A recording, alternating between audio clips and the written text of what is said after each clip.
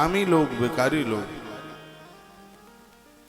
जिन्होंने अनजान में बहुत से अपराध किए हैं, शिव महापुराण की कथा सुनकर वो भी पापों से मुक्त हो जाते। इसलिए मैं बराबर कल से बोल रहा हूं, यदि आपके पास समय है तो आप इस कथा को परिसर में बैठ करके पूरा सुन लें, इससे चूके नहीं। संपूर्ण पापों को समाप्त करने वाली कथाएं। अनजान में बहुत अपराध हो जाते हैं, पता लगता नहीं। भगवान महादेव मृत्यु के देवता, इनके द्वारा मृत्यु सुधरती है। ब्रह्मा जी के द्वारा बचपना सुधरता है और नारायण के द्वारा जवानी सुधरती है। इसलिए हमें और आपको ब्रह्मा, विष्णु और महादेव महेश, इनकी आराधना में लगा ही रहना चाहिए।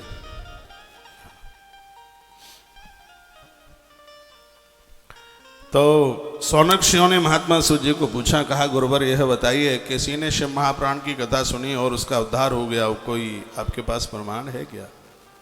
हाँ प्रमाण है। आसीद किरात नगरे ब्राह्मणो ज्ञान दुर्लभ दुर्बलाह दरिद्रो रस विक्रेता देव धर्मा परांग मुखा। एक किरात नाम का नगर गांव था, वहां एक ब्राह्मण रहता था जिसका नाम था,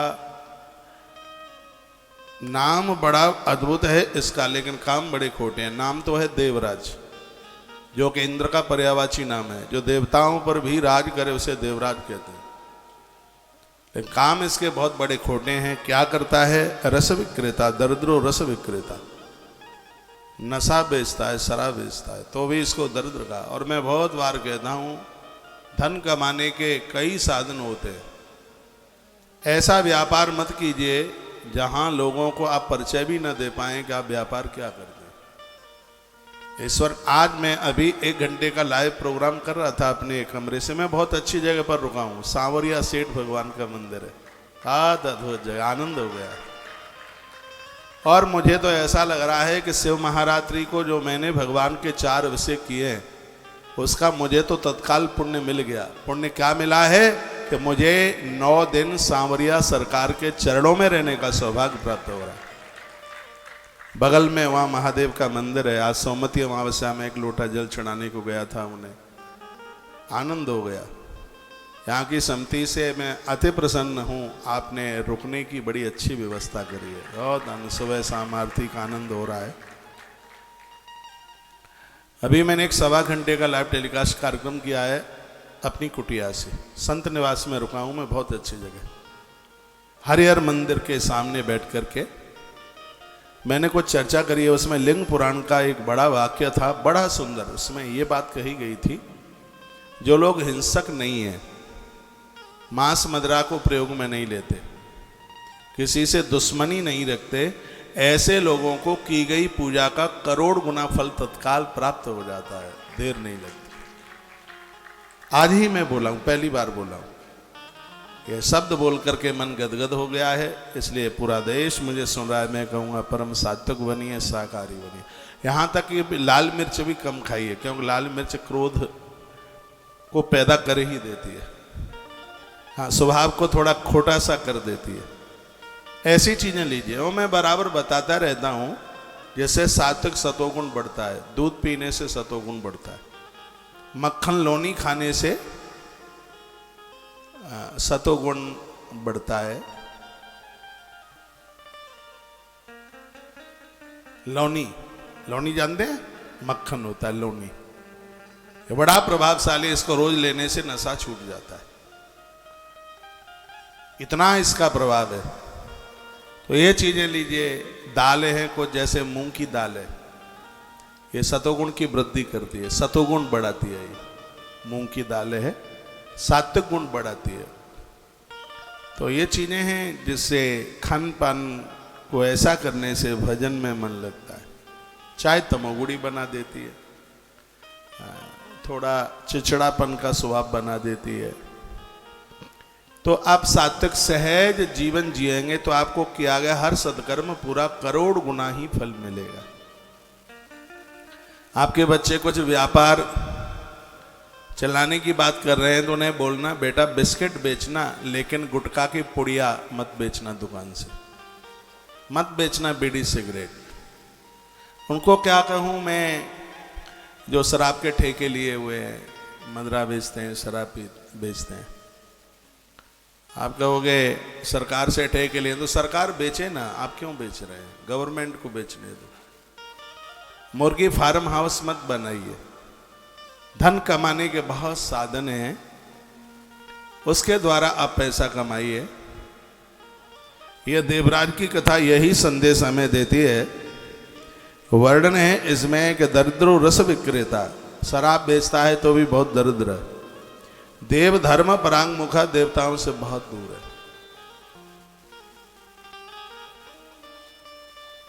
देवों से दूर है। संध्या स्नान परिवृष्टो वैश्यावृत्ति परायण, कभी भी नहाता नहीं है। आपका ध्यान इधर हो, हमारे ग्रंथों में लिखा 1000 काम करने से पहले स्नान करो। आप तो करते ही होंगे, सब लोग नहा के आए हैं, सब नहाए हैं। आप तो सोमवती अमावस्या आए नहाए ही होंगे, रोज नहाया करो। भोर में आपको शायद पता हो, तुलसी बेलपत्र सब नहाने के बाद ही तोड़े जाते। मैंने तो यहाँ तक पढ़ लिया है, घर की 2 जगह ऐसी हैं जहाँ झाड़ू स्नान करके ही लगाया जाता है। एक है आपका मंदिर और एक है आपकी रसोई। कहाँ कोई दिक्कत हो रही है? क्या है? आप आए? बंद करनी है? ठीक है, कल हो जाएगी। अब अच्छी लग रही है।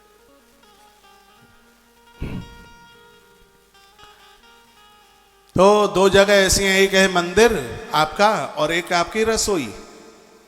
इन दोनों जगह स्नान करके ही घुसिए। सुबह आप जब चूल्हा जलाने को जाते हैं, चाय बनाते हैं, क्या 1-10 मिनट और पहले जग लीजिए। स्नान करके आप रसोई में घुसेंगे तो आपके घर में बरकत होगी, समृद्धि बढ़ेगी। और ऐसी रसोई का कुछ प्रसाद खाने पीने को मिल जाए, समझ लो जगन्नाथ भगवान की रसोई से प्रसाद मिल गया यार। और मैंने तो ऐसे ठान रखी है कि मैं अपनी बहनों को बिना नहाए रसोई में नहीं घुसने दूंगा। और इसके लिए हर कथा में बोलता रहूंगा। और आप मेरी भगनी हैं, माताएं, तो मेरी बात आप मानती भी रहेंगी। तो ये तो कभी स्नान करता नहीं है, पूजा पाठ करता नहीं है। आप कितने भी व्यस्त क्यों ना हो, भगवान के 108 नाम तो रोज लीजिए। सबके घर में तुलसी रुद्राक्ष की माला हो। सुबह स्नान करने के बाद अपने थोड़े काम धाम से फ्री होकर के और थोड़ा मंदिर में बैठकर एक जोत जला करके 108 नाम भगवान के रोज ले लीजिए। कोई गुरु नहीं है तो भगवान को गुरु मानकर, शिव को मान करके ओम नमः शिवाय, और नारायण को गुरु मान करके ओम नमो भगवते वासुदेवाय। बिना गुरु के ओम लगाने का अधिकार नहीं है। तो मेरी व्यासपीठ को अपना मान करके फिर ओम लगा करके आप भगवान का नित्य जप कीजिए। बैठ करके जप कर रहे हैं तो हाथ में माला लीजिए, चलते फिरते कर रहे हैं तो माला नहीं। वैसे आगे इसमें जप महिमा का वर्णन है, वह मैं आपको निवेदन करता रहूंगा। देवराज ख्यातो विश्वस्तः जनवंचकः, नाम है देवराज, काम बड़े खोटे करता है। सभी प्राण क्षत्रियान वैश्यान शूद्रा शापि तथा परान हत्वा नाना विषण्णैव तत्पधन अपहारतः। ऐसा कोई 4 वर्णों में से इसने लोग नहीं छोड़े जिनके घरों में डकैती ना इसने डाली हो, जिनका लूटा ना हो। और जाति से देखो ब्राह्मण है, काम इतने खोटे हैं। नाम है देवराज। धर्माद बहुवित्तानि पश्चातो ना जिताने भाई। अधर्म की भी कोई सीमा होती है। इसने इतना अधर्म, इतना अन्याय, इतना इसने अपराध किया। एक दिन की बात थी, क्या हुआ, बहुत सुनने लायक कथा है। मुझे शिव महापुराण में बड़ी फेवरेट कथा लगती है। इससे सीखने को बहुत कुछ मिलता है। पहले तो बंधुजन माता ये बताइए, मेरी लैंग्वेज, मेरी भाषा आपकी समझ में आ रही है? हाँ, बात समझ में आनी चाहिए। आवाज पीछे तक सही है माइक की? धन्यवाद। तो एक दैक तड़ागे स्नातुम यातुम ईश्वरा वैस्या स्वभावतीं नाम दृष्ट्वा तत्रात विब्बला।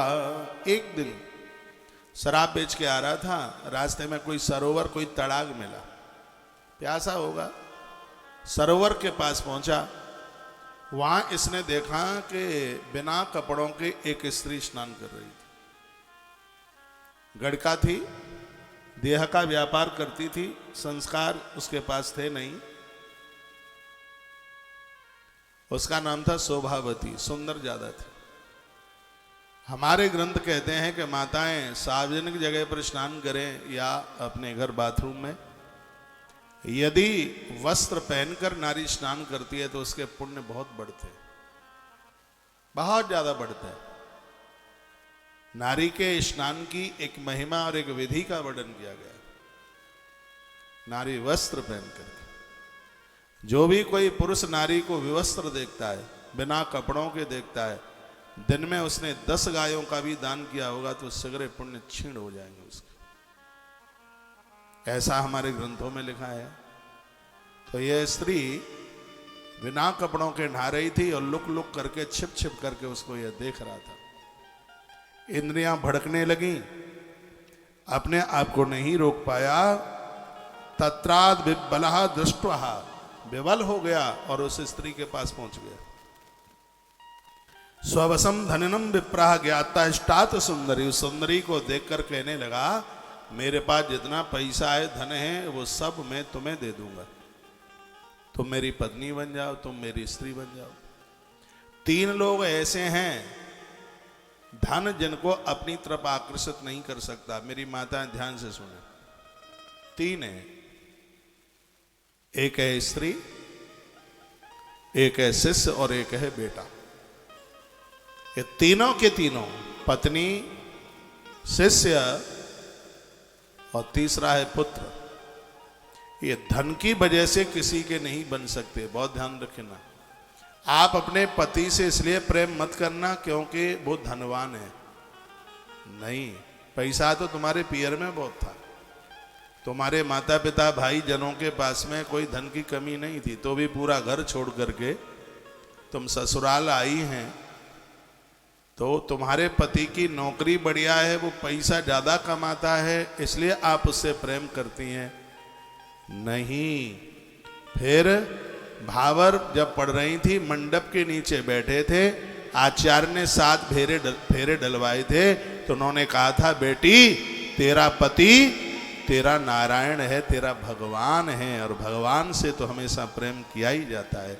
तुम्हारा जो पति है भगवान है, परमात्मा है, ईश्वर की तरह है, इसलिए आप उससे प्रीति कर रहे हैं, इसलिए आप उससे स्नेह कर रहे हैं, पैसों की वजह से नहीं, धन की वजह से नहीं। लेकिन आज इस देश में बहुत कुकर्म होता है, पैसे की वजह से। दूसरे के पास पैसा होता है, स्त्रियां अपने पति को छोड़ देती हैं, उसके संग रहती हैं, उसका बढ़िया सा मकान है, भले ही शराब पीता है, उससे कोई मतलब नहीं है, मांस मछली खाता है, कोई मतलब नहीं, उसके पास धन है।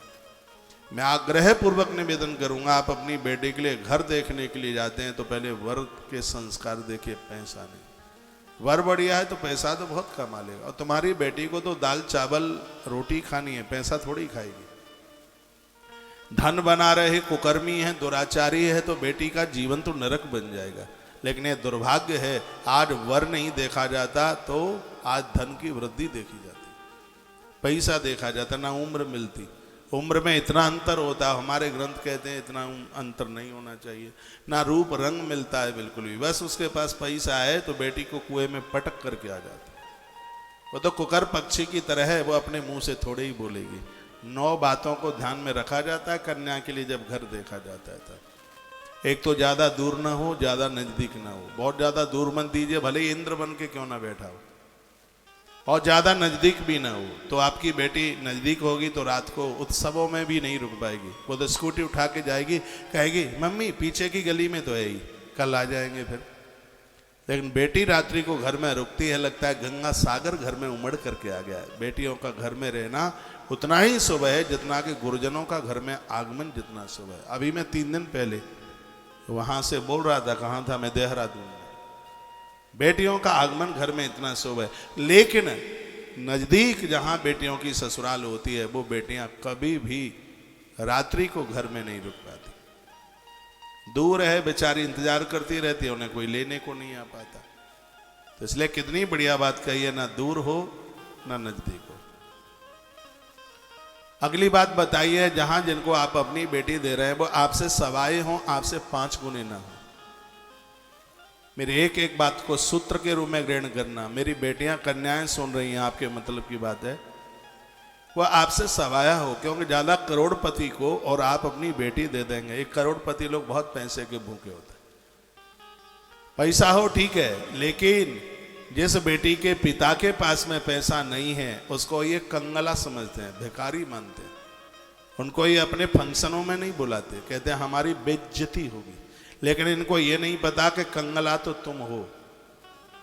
अरे उससे बड़ा दानी कौन है जिसने अपना कन्या रत्न तुम्हारी झोली में डाल दिया, तुम्हें दे दिया है, उससे धनवान कौन है। लेकिन यह उसका आदर नहीं करते, उसका मान नहीं करते, टंच कसते हैं। और नरसी की जो कथा आती है उसमें कुछ ऐसा ही तो है। नरसी तो बहुत गरीब थे लेकिन भगवान के भक्त थे। नरसी की बेइज्जती के लिए वो चिट्ठी लिखी गई थी। लेकिन याद रखना कि भगवान गरीबों का होता है, भगवान दीनों का होता है। सांवरिया सेठ बना था उस दरबार में। मैंने बहुत बार किसी कथा में, हाँ उदयपुर में मैं बोल रहा था कि इस सांवरिया को आप अपना भाई बना लीजिए। देवताओं के साथ रिश्ते जोड़े जाते हैं, हनुमान जी को गुरु बनाकर पूजो उसे। सांवरिया को, जितनी भी मेरी बहनें आप मुझे सुन पा रही हैं, सांवरिया को, सांवरिया सेठ को अपना भाई बना लीजिए और विश्वास मानिए ये किसी न किसी रूप से तुम्हारे बच्चों के विवाह में ये भतई बन करके आएगा, बिल्कुल आएगा, किसी न किसी रूप में आएगा। जीवन धन्य धन्य हो जाएगा, जीवन कृत कृत हो जाएगा। ऐसे अपना भाई बना लो। तो जहां आप अपनी बेटी दे रहे हैं, आपसे सवाया हो, 1.5 गुना हो, लेकिन आपसे 5 गुना होगा, तो ना तो बेटी की वैल्यू होगी और ना तुम्हारी वैल्यू होगी। ऐसे बहुत बेटियों के पापा लोग हैं, पिता लोग हैं, बेचारे उनके पास उतना पैसा है नहीं। बेटी अच्छे घर में चली गई है, बेटी कहती है पापा एक बार आ जाओ ना, तो वो रो करके कह देते हैं बेटा तेरा ससुर तो कुबेर है, वो हमें बेकारी मानता है, तो हम तो अपने घर पर ही ठीक है, तो आराम से रहे, आनंद से रहे। मैंने ऐसी फैमिलियों को देखा है और वह नहीं जाता। बेटियों को रोटी ही खानी है, सोना नहीं खाएंगी। तो जो 9 बातों को देखने में बोला है उसमें एक है भी है। एक है भी देखना है, इस खानदान में कोई फांसी लगा के आत्महत्या करके जहर खा करके तो नहीं मरे। आप कहोगे तो इसका क्या फर्क पड़ता है? इससे यह फर्क पड़ता है जिस परिवार में लोग जिस घर में लोग आत्महत्या करके मरते हैं, तो वह जीव इतना परेशान होता है और उसकी परेशानी की वजह से इन घरों में स्त्रियां बांझ रह जाती हैं। उन्हें कोई बीमारी, मेडिकल बीमारी कोई नहीं होती, तो भी उनको संतान नहीं होती। और उसके ससुराल में सास क्या कहेगी उस बहू को? कहेगी कि ऐसी घर घेरो आ गई है हमारे घर में, ना तो औलाद होती है ना संतान होती है, मेडिकल जांच कराई जाती है, उसको कोई दिक्कत नहीं होती। उस बहू को, उसको संतान इसलिए नहीं हो रही कि तुम्हारे पहले की पीढ़ी में कोई आत्महत्या करके मरा और वो इतना परेशान है, उसकी वजह से घर की स्त्रियां बांझ रह रही हैं, संतान नहीं हो पा रही। दोष उनको दिया जाता है और दोष उनका होता नहीं है। इसलिए इस बात का जरूर पता लगाएं। और मैं कहता हूं यह आत्महत्या करके मर जाना, यह जीवन का कोई समाधान नहीं है। उस जीव की बड़ी दुर्गति होती है, बड़ा परेशान होता है। मैं विशेष रूप से अपनी बहनों को कहूंगा, अपने जीवन के साथ संघर्ष करना। आत्महत्या करके मर गए तो पियर भी परेशान और ससुराल भी परेशान। आप ये ना सोचना कि ससुराल में ही परेशानी है। बेटी आत्महत्या करके मृत्यु को प्राप्त हुई है, उसकी दिक्कत उसके पियर, उसके मायके में भी होती है। इसलिए भूल करके भी कभी गलती ना हो। यह वर्णन किया है 9 बातों में, बहुत बातें कही गई, इसमें यह भी बात है। अगली बात बताई कि उसकी कुल परंपरा देखिए उसको। और अगली बात बताई कि जहां आप अपनी बेटी को दे रहे हैं, उस बच्चे के जो माता पिता हैं वो एक ही कास्ट के हैं कि नहीं, ये बहुत ज्यादा देखना जरूरी। नहीं तो गीता जी में लिखा है वर्ण संकरों का जन्म होता है। वहां अपनी बेटी दीजिए जहां आप अपनी बेटी को दे रहे हैं, उस लड़के के माता पिता एक ही कास्ट के हैं कि नहीं। और जिन्होंने मन मुताबिक शादी करी, हम तुम राजी तो क्या करे काजी, तो थोड़ा सावधान रहना होगा। दिक्कत आ सकती है। हमने पढ़ा है कुल खानदान गोत्र देख करके शादियां होती हैं तो उस बेटी की कोख से जन्म लेने वाला बच्चा 21 पीढ़ियों को तारण कर देता है। और ये चलतू विवाह है मन मुताबिक बस ले आए उठा करके, तो उनके माध्यम से तो जन्म लेने वाली संतान को चांडाल कहा गया है। उसका कोई पिंडदान नहीं लगता, ना उसका कोई हवन यज्ञ लगता। हमारी भारतीय परंपराओं में, भारतीय संस्कृति में इन सब चीजों को बहुत देखा जाता है। मैंने 16 संस्कारों में ये बातें बहुत विस्तार पूर्वक पूर्व से निवेदित की हैं। आइए मैं थोड़ा प्रसंग को आगे के लिए बढ़ा रहा हूं। एक बार जयकारा लगाएं, बोलो भक्त वत्सल भगवान की जय हो। श्री हनुमान जी महाराज की जय जय श्री राधे श्याम। तो स्ववसम धननम विप्रा ज्ञाता अष्टाद सुंदरी, वो धन के द्वारा उस स्त्री को अपने बस में कर रहा था। तुम्हारा पति ही आपको यह कहता है कि तू मुझसे इसलिए प्रेम करती है क्योंकि मैं 1 लाख रुपए हर महीना कमाता हूं, तो उसको जवाब दे देना, पैसा दे दो अपने कुल परंपरा को, मुझे नहीं चाहिए तुम्हारा पैसा। मैं धन के लिए नहीं, मैं धर्म के लिए परेशानी सह करके भी इस परिवार को आगे के लिए लेकर चल रही हूं। शिष्य पुत्र भी पैसे के लिए पिता की सेवा नहीं करता, वह अपना धर्म समझता है, क्योंकि पुत्र का धर्म है पुमान नाम के नरक से तारता है। ये धरती पर ऐसे बहुत खतरनाक पापा लोग हुए हैं, पैसा दूसरों को दे गए तो भी बच्चों ने उनकी सेवा करी। बहुत हुए हैं ऐसे जो अपने बच्चों को उनका अधिकार नहीं दे पाए। लेकिन पुत्र तो है ही ऐसा कि वो धर्म के लिए नहीं, वो धन के लिए नहीं पिता की सेवा, वो धर्म के लिए पिता की सेवा करता है, धन के लिए नहीं। और ऐसा ही शिष्य, किसी भी संत से आप जुड़े तो उसका मायने में अर्थ यह नहीं होना चाहिए कि हम गुरुजनों से जुड़े हैं तो मकान बन जाएगा, दुकान बन जाएगी, पैसा खूब आएगा। नहीं, गुरुजनों से जुड़ करके हम जीना सीख जाते हैं। गुरुजनों से जुड़ करके 2 कमाल हो जाते हैं। क्या? एक, हमारा जीवन सुधर जाता है और अंत में हमारी मृत्यु सुधर जाती है। ये 2 चीज गुरु चरणों से प्राप्त हो जाती हैं, जीवन और मृत्यु।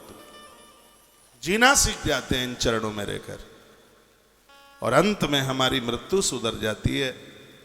गुरु चरणों का इतना बड़ा प्रभाव है। ऐसे बढ़िया शिष्य बने, जीवन कृतकृत हो जाएगा। तो शोभावती नाम की बिगड़ी स्त्री थी और उसने कहा कि मेरे पास पैसा बहुत है, वार्तालापेन तक चित्तम प्रीतम सम जायत। वो तो खोजती रहती थी ऐसे लोगों को जो उसे धन दे दे। तो शोभावती नाम की वैश्या थी, गड़का थी, और वह उसकी स्त्री बन गई। श्रियम कर्तु सताम मेने पतिम कर्तुम च साध्यथा एवं काम बसु भुत्ता बहुकालम विद्यति। इसकी एक दूसरी पत्नी थी ही, बड़ी सीधी थी, बड़ी भोली थी। एक दिन क्या हुआ कि आसनी शयनी पानी भोजनी क्रीडने तथा, हमारे ग्रंथ में लिखा है पति और पत्नी का कितना भी प्रेम हो तो भी एक थाली में बैठ करके भोजन नहीं करना चाहिए। मेरी बात आ रही है आपके पास तक? मैं तो कहूंगा कि इस कथा को कलम और डायरी लेकर के सुन लोगे तो ज्यादा आनंद होगा, भूल नहीं होगी, गलती नहीं होगी, और ये सूत्र काम में आते रहे। कितना सुंदर लिखा है कि जिन बर्तनों में आप बनाते हैं उस बर्तनों में कभी भी खाइए मत, घर की बरकत रुक जाएगी। मैंने तो देवियों को कुकर में खाते देखा है। खैर आप नहीं हैं तो आपकी बहनें होंगी। मैंने तो इन देवियों को कढ़ाई में खाते हुए देखा है। छोटी सी कढ़ाई है। मैंने पूछा दीदी आप कढ़ाई में क्यों खा रहे हैं? कहा थाली मांजनी पड़ेगी और इसको तो साफ करना ही पड़ेगा, तो फिर डबल बर्तन नहीं मांगना पड़ेगा। 100 आलसी गए तब एक एक आलसिन पैदा हुई। कुकर में ही बैठ जाएंगे खाने को, कढ़ाई में ही बैठ जाएंगे, बहुत तो परात में ही परोस करके साफ करना पड़ेगा। नहीं, पति से कितना भी आपका प्रेम है, और ये श्रीमान जी तो प्रेम दर्शाने के लिए तुम्हारे संग बैठकर जूठे ही खाएंगे। मैं तो आयोजनों में देखता हूँ एक ही टेबल पर एक ही थाली लगी है, उसी में बैठ करके खाते हैं। ये कोई प्रेम प्रेम नहीं है, तुम्हें बुद्धू बनाते हैं। हाँ, ये बताते हैं कि हम तुम्हें कितना प्रेम करते हैं, कोई भटा नहीं करते प्रेम है। और आप सीधे हैं, आप इतने सरल हैं, और आप, मैं भड़का नहीं रहा हूं। क्या एक दूसरे का जूठन खाने से, जूठा खाने से प्रीति बढ़ जाती है? मुझे तो नहीं लगता। बहुत लोगों को ऐसी बुरी खोटी आदत होती है कि उनका कोई जूठा खाए तो वो बड़े खुश होते हैं। पति को छोड़ दे, पत्नी उस जूठे को खाए तो ये श्रीमान इतने खुश होते हैं, मेरी घरवाली कितनी अच्छी है, मेरा जूठा खाती है, मुझे इसने भगवान समझ लिया। ये बड़े खुश होते हैं।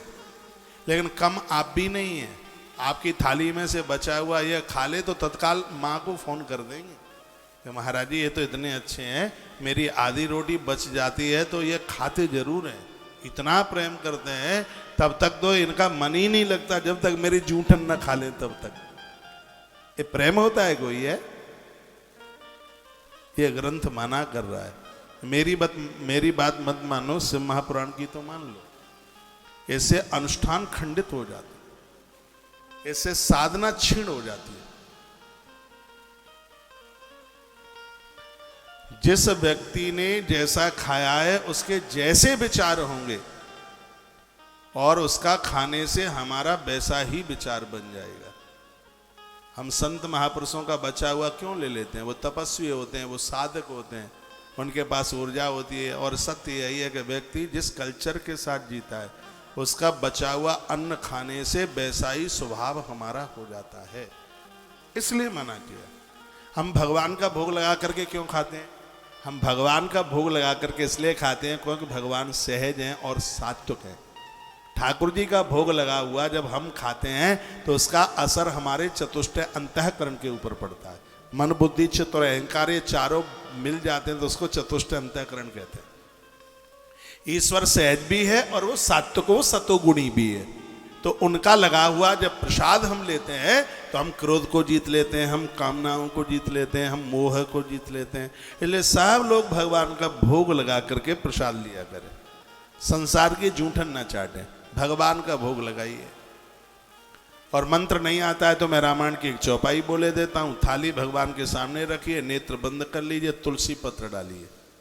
तुलसी हर देवता के भोग में डलती है। गणेश जी को तुलसी नहीं चढ़ाई जाती, मैं शिव पुराण में बोलूंगा, लेकिन गणेश जी के भोग में तुलसी डलती है। ऐसा कोई भी देवता नहीं है जिसके भोग में तुलसी ना डलती हो।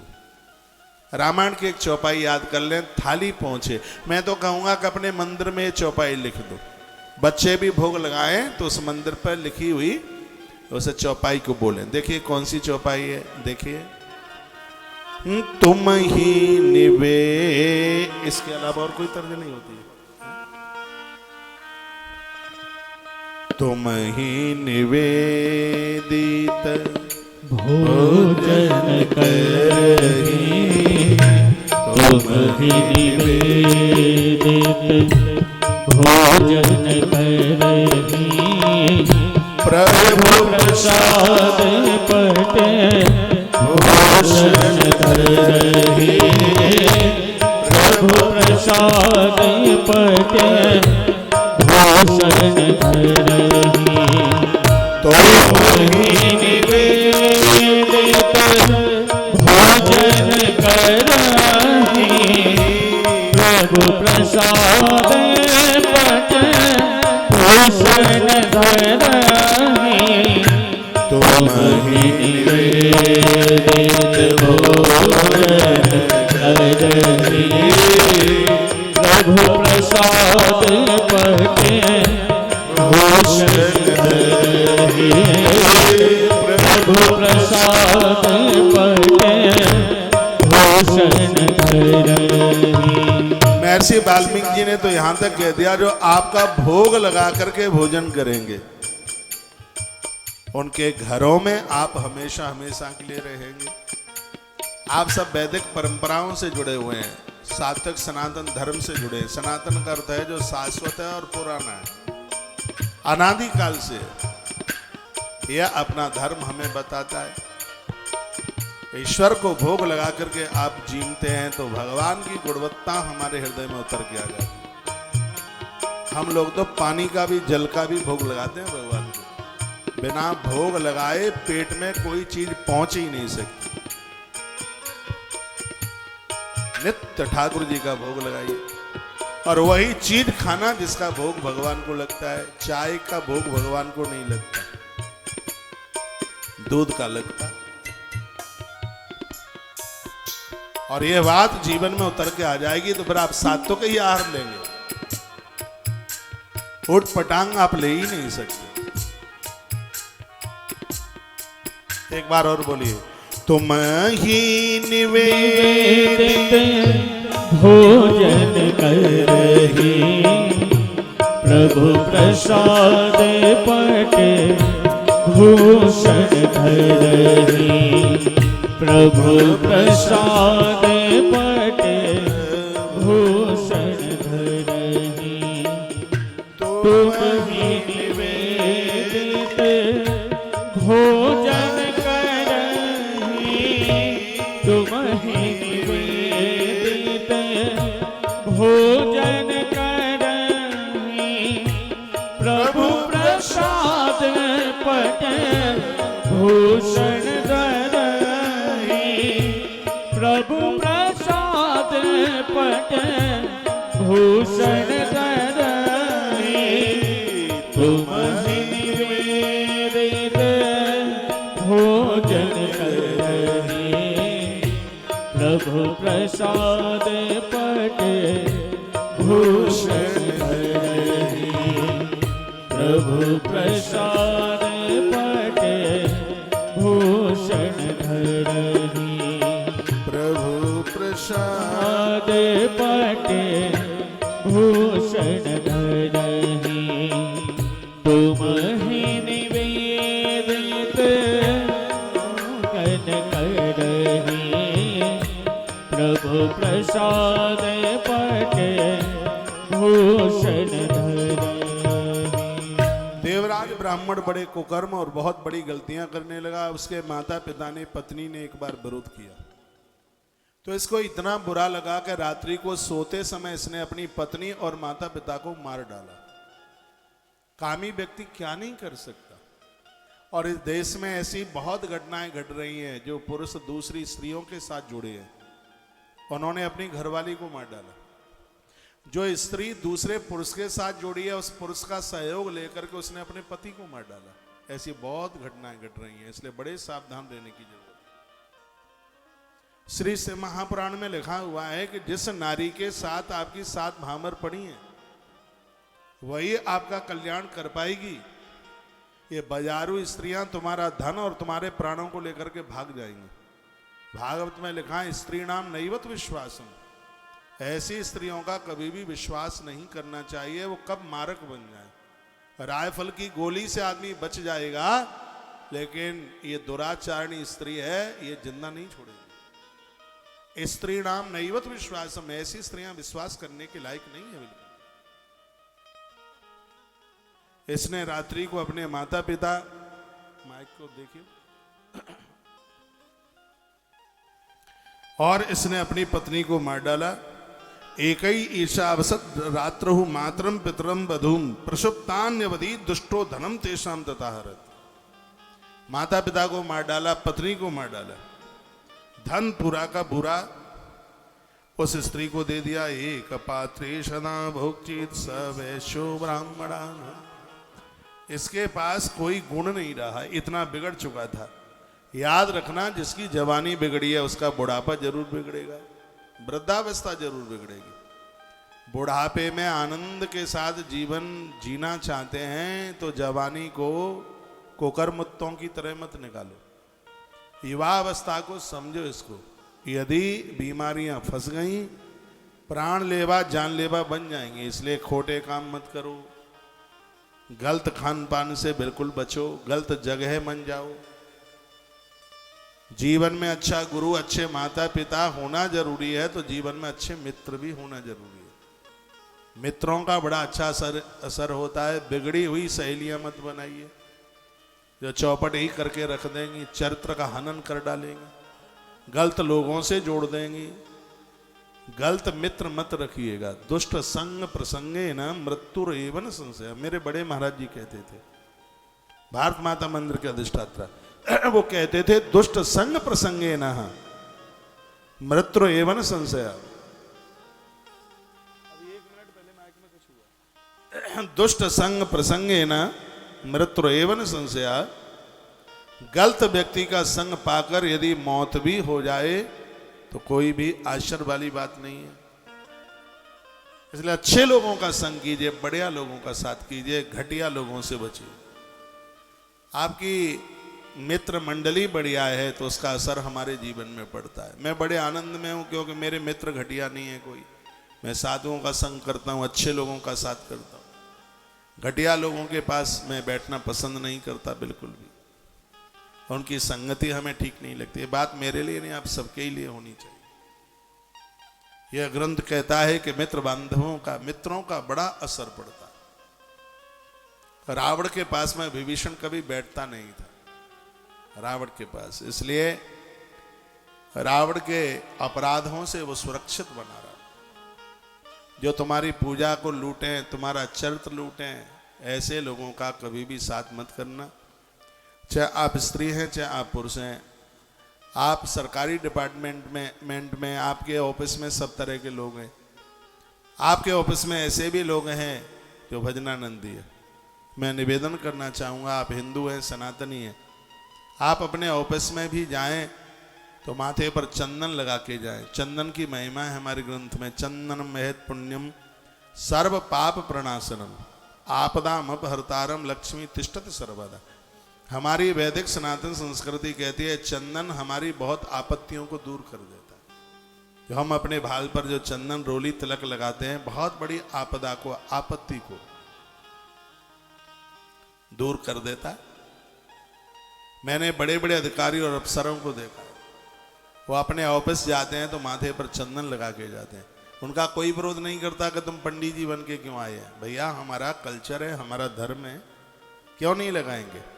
अपने अपने पति को बोलना, बच्चों को बोलना, बेटों को, ऑफिस जाएं, दफ्तर जाएं, माथे पर चंदन रोली तिलक और हाथ में कलावा, हाथ को सूना मत रखिए। हमारे सनातनी लोगों की यह पहचान है। अरे तुम 1 लाख लोगों में से अलग से पहचान में आए कि तुम सनातन धर्म को फॉलो करने वाले लोग। माथे पर चंदन, हाथ में कलावा। माताएं बाएं हाथ में कलावा बांधती हैं, बाएं हाथ में। बेटियां अविवाहित कन्याएं दाहिने हाथ में कलावा बांधती। माथे पर रोली चंदन तिलक टीका यह होनी चाहिए, यह जरूरी है। तो युवा अवस्था को सजा करके रखिए।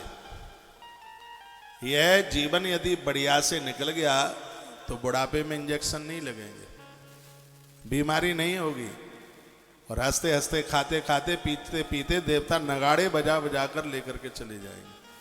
कष्ट नहीं भोगना पड़ेगा। जितना भी धर्म सत्कर्म किया जाता है इसलिए वृद्धा अवस्था में कष्ट न भोगने पड़े। नहीं तो बुढ़ापे में कोई एक लुटिया पानी पिलाने वाला नहीं है। आज तो तुम्हारे पास में दामोदर प्रसाद है।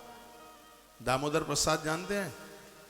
डीपी शर्मा, दामोदर प्रसाद, दामोदर है संपत्ति। सब आपको पैसा है तुम्हारे पास में तो सब पराठे बना करके खिला देंगे आपको। पड़ोसी भी पूछ लेंगे। इस पैसे की, धन की तो बड़ी कदर लोग समझते हैं। और ठंडन पाल मदन गोपाल कुछ भी नहीं है तो घर की बहू कह देगी डुकरिया खुलखुल करती रहती है, ये हमराज सबकी सुन लेता है, इसके लिए तो कहां सो गया है, बोल देगी। इसलिए इस जीवन को ऐसा सजा के रखो। मैं निवेदन करूंगा, आप स्वस्थ हैं, जमीन में 1-8 घंटा रोज बैठने का अभ्यास करो। जमीन में बैठने से रीढ़ की हड्डी ठीक रहती है। जमीन में बैठने से बौद्धिक क्षमता का विकास होता है। जमीन में बैठने से भोजन पचता है। जमीन में बैठने से पेट में गैस नहीं बनती। जो जमीन पर बैठ करके भोजन करेंगे जीवन में उनके पेट में गैस नहीं बनेगी, पेट नहीं फूलेगा। पेट में गैस इसलिए बन रही है क्योंकि आप चारपाई पर, बिस्तर पर या कुर्सियों पर बैठ करके आप लेते हैं, आलती पालती मार करके। अग्नि पुराण में लिखा है कि भोजन करने से पहले पाम घुटने तक धोइए, हाथ कौनी तक धोइए और मुख में जल डाल करके कुल्ला कीजिए, उसके बाद भोजन कीजिए। देखो कभी पेट में गैस बन जाए, कभी हो ही नहीं सकता। तला हुआ कम लीजिए, ना के बराबर लीजिए, ज़्यादा मसालों का मत लीजिए, आप बिल्कुल स्वस्थ रहेंगे। जो भोर में पानी, दोपहर में छाछ और रात्रि में दूध पीते हैं, उनके जीवन में कभी उनके पेट में गैस बन ही नहीं सकती। सुबह पानी, दोपहर में 1 गिलास छाछ, थोड़ा भुना हुआ जीरा उसमें डाल लें। जीरा लेने से, जीरा सौंफ इनको लेने से ब्लड प्रेशर नहीं बढ़ता, शरीर का, बॉडी का कोलेस्ट्रॉल नहीं बढ़ता। जीरा तो इतना प्रभावशाली है। जीरा, अजवाइन और सौंफ, ये चीजें और इलायची ये आपस में मिल जाएं तो चोटी से लेकर के तलवे तक बॉडी में कहीं दर्द नहीं रह सकता, इतना प्रभाव है। अजवाइन, जितनी अजवाइन उसका आधा जीरा, जितना जीरा उसकी आधी सौंफ, जितनी सौंफ उसकी आधी इलायची। इसको भून लीजिएगा, इलायची मत भूनना, वो वैसे ही डाल लेना। फिर इसका पाउडर आप बना लें और 1 चम्मच रात्रि को सोते समय फंकी लगाकर 1 गिलास पानी पी लीजिए, उसके बाद कुछ मत लेना। मैं दावे के साथ कहता हूं, मेरे दोनों कान उखाड़ लेना, यदि बॉडी में कहीं भी दर्द रह जाए तो चोटी से लेकर तलवे तक। फॉर्मूला में बता रहा हूं, 200 ग्राम अजवाइन लो, ले ली, बड़ी जल्दी ले ली। 100 ग्राम जीरा ले लो, ले लिया, तो 50 ग्राम सौंफ ले लो, ले ली। 25 ग्राम इलायची ले लो, इसको मिक्स करके पाउडर बना लो। पहले भून लेना उन तीनों चीज़ों को। सौंफ तो बिना भुने भी डाल दोगे तो चलेगी। अजवाइन को, जीरे को भून लेना। अजवाइन और जीरा ये दोनों भुने हुए ज़्यादा प्रभावशाली है। इलायची को भूनना नहीं है, सौंफ को भी मत भूनना, कोई ज़रूरत नहीं है उसको। फिर इसको इस कैलकुलेशन के साथ में उसको एक पाउडर बना लीजिए, एक शीशी में रख लीजिए और रात्रि को सोते समय आधी चम्मच मुख में डालकर ऊपर से गर्म पानी पी लीजिए। और 3 दिन के बाद मुझे फ़ोन कर लीजिए और कहिए कि महाराज जी शरीर में दर्द बंद हो रहा है, धीमे धीमे आनंद हो जाएगा। भोजन जमीन में बैठ करके करो, स्वस्थ हो जाएंगे आप। मैं कथा में आगे की तरफ बढ़ रहा हूँ। एक बार जयकारा लगाइए, बोल भक्त वत्सल भगवान की जय हो। महादेव की कथा आप सुन रहे हैं तो 2 पंक्तियां, सुबह सुबेले शिव का नाम, शिव आएंगे तेरे काम। महादेव की कृपा बरस रही है। यहाँ धार में बताते हैं शंकर जी का एक बहुत बड़ा कोई मंदिर है। धारेश्वर ही है क्या? हाँ, मुझे जानकारी मिली है। एक बार मैं धार आया हूं, पहले आया हूं, बहुत साल पहले आया हूं, 1 आध घंटे के लिए पहुंचा हूं यहां।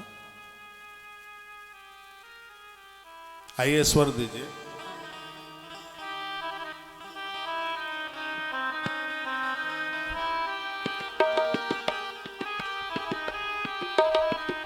अंतरा से खुद को राख लपेटे फिरते और को देते वरदान। खुद को राख लपेटे फिरते और को देते धनदान। देवों के हित विष पीड़ाला, नीलकंठ को कोटि प्रणाम। देवों के हित विष पीड़ाला, नीलकंठ को कोटि प्रणाम। नीलकंठ को कोटि प्रणाम। सुबह सुबह ले शिव का नाम, कर ले बंदे ये शुभ काम। ओम नमः शिवाय, ओम नमः शिवाय, ओम नमः शिवाय, ओम नमः शिवाय।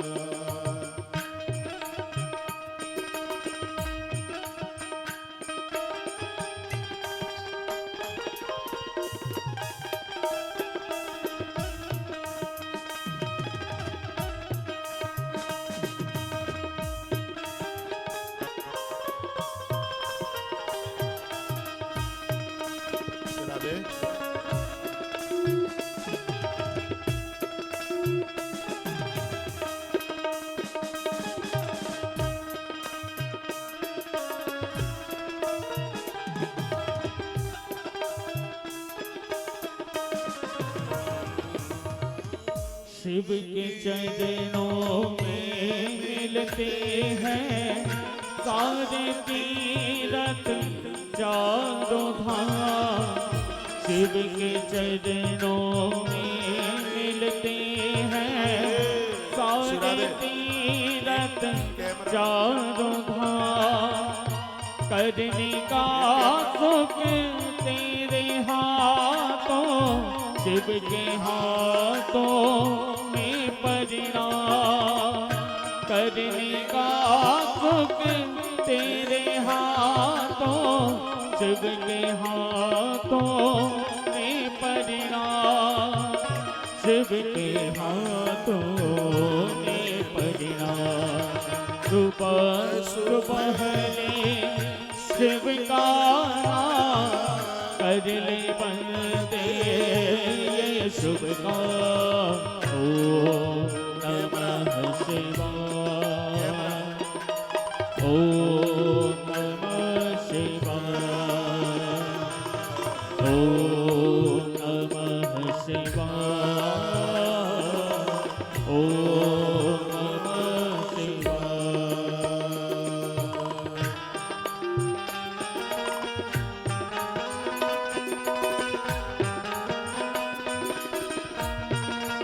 जय हो।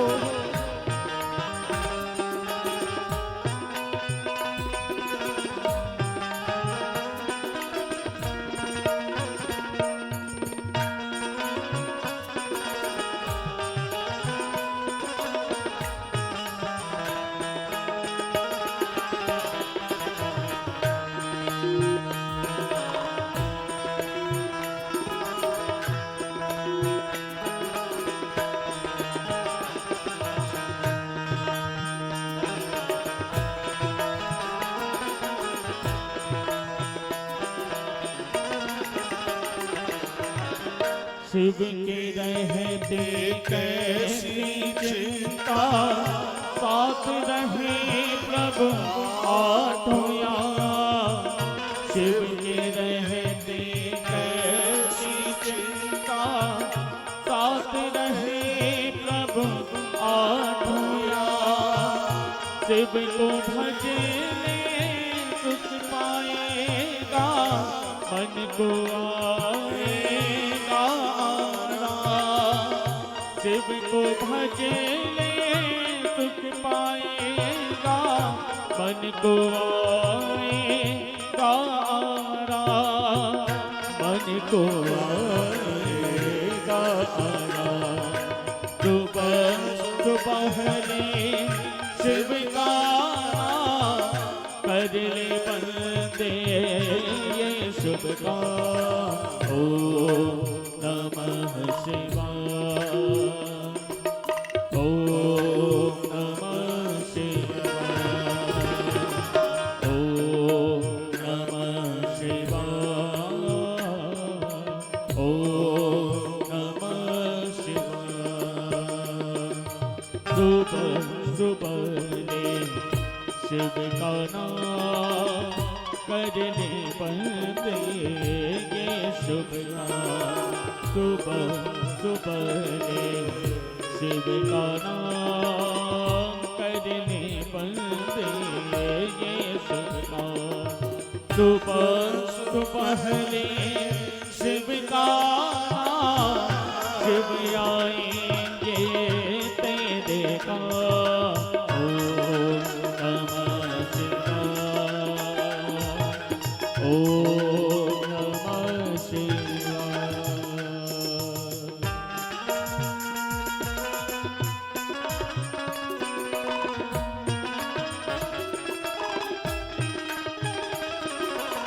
शिव के रहती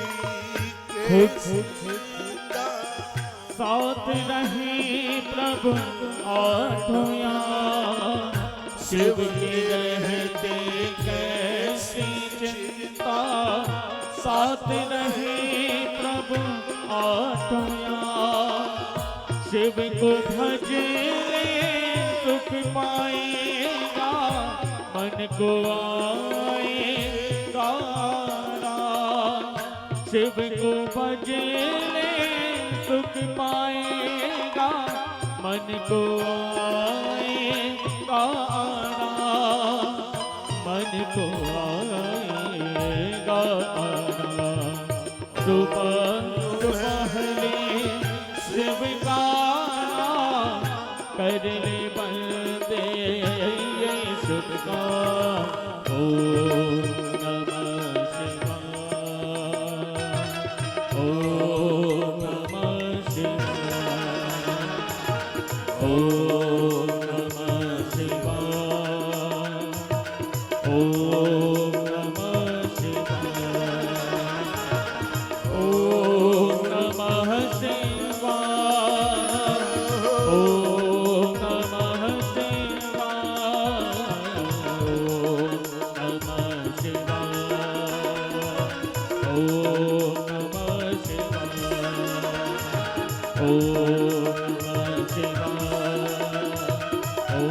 नमः शिवाय, ओम नमः शिवाय,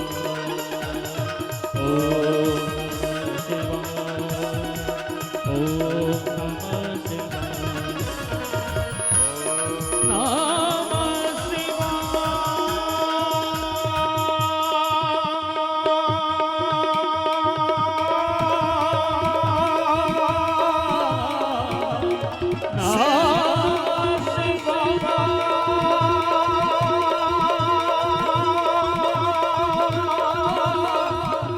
नमः समान दाता नहीं, शिव समान दाता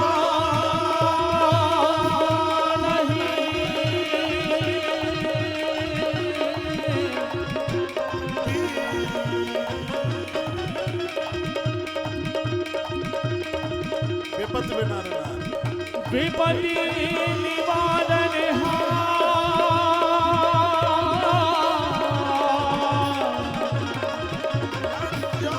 रक्षा मेरी राखियो, हे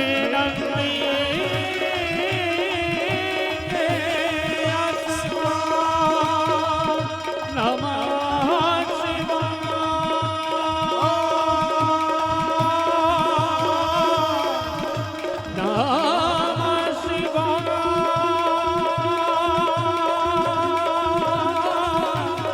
नमः शिवाय,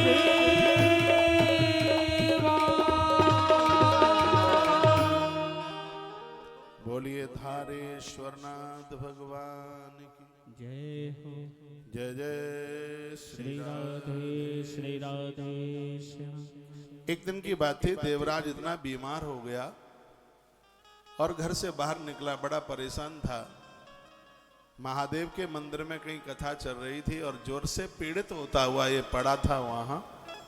और लिखा है इसमें, इसने कोई जान करके नहीं, अनजान करके वो कथा इसके कानों में जाती रही। देवराजस्य मासांते ज्वरेणा पीड़ितो मृता। 1 महीने तक पड़ा रहा वहां और कान से वो कथा के शब्दों को सुनता रहा। उसका परिणाम यह निकला कि जब देवराज की मृत्यु हुई, तदा यमपुरी मध्य महाकोलाहल हुए। यमराज के दूत लेने के लिए इसको आए तो भगवान शंकर ने अपने गढ़ों से कहा कि मेरी कथा सुनते सुनते मृत्यु लोक में कोई मौत को प्राप्त हुआ है, इसलिए उसको लेकर के आइएगा। यम के दूतों को से इस देवराज को मुक्त कराया गया और भगवान शिव के गण जैसे ही कैलाश पर लेकर के इसको रुद्र लोक में इसको ले करके गए तो भगवान महादेव ने इसको उठाकर अंक से भर लिया और अपने प्रमुख गढ़ों में से एक गढ़ बना दिया। सूत सावधान करते हैं, सोनक ऋषियों, धोखे से कथा सुनी थी। कितना बड़ा अपराधी था यह, यहाँ तक कि जिसने अपने माता पिता और अपनी पत्नी को भी जिसने मार डाला। शिव महापुराण की कथा ने ऐसे अपराधी का भी उद्धार, आत्मकल्याण करा दिया। आज मैं अखबार में कल की कुछ न्यूज पढ़ रहा था, उसमें लिखा हुआ था कि धार की धरती पर पहली बार शिव पुराण की कथा हो रही है। ऐसा है? हाँ, आप बता रहे हैं इधर से प्रथम बार। तो मेरे लिए तो बड़ी एक विशेष बात है कि धार की धरती पर भगवान धारेश्वर महादेव ने और मेरा चुनाव कर लिया है और इस शिव पुराण की कथा को सुनने के लिए। आप तो सुन ही रहे हैं, हमने इस कथा का प्रमुख श्रोता है तो धारेश्वर महादेव को बनाया है। वो इस कथा को सुन रहे हैं। आज सोमवार है, मैं कथा के बाद उनका दर्शन करने के लिए भी जाऊंगा और कैमरे से वहाँ की रिकॉर्डिंग भी करके लाएंगे। बाहर जो भक्त हमें टीवी पर सुन पा रहे हैं, कल से उनको दर्शन भी रोज होगा धारेश्वर महादेव जी का। और भी कोई आसपास के मंदिर होंगे, वो भी जिस मंदिर में हम रुके हैं सांवरिया सेठ, उनकी भी रिकॉर्डिंग कर लेना, तो आपको दर्शन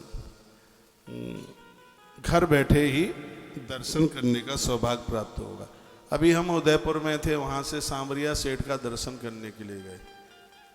क्या अद्भुत मंदिर बना, आपने देखा होगा, राजस्थान में पड़ता है सांवरिया सेठ का मंदिर। हो क्या कमाल का मंदिर है। तो उदयपुर से गए थे हम दर्शन करने के लिए, है सांवरिया सेठ, अद्भुत नजारा।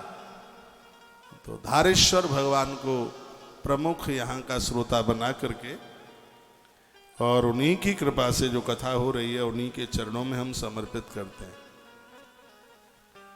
इतने ये सांवरिया सेठ का जो प्रमुख मंदिर है राजस्थान में, उसकी छवि आप देख रहे हैं।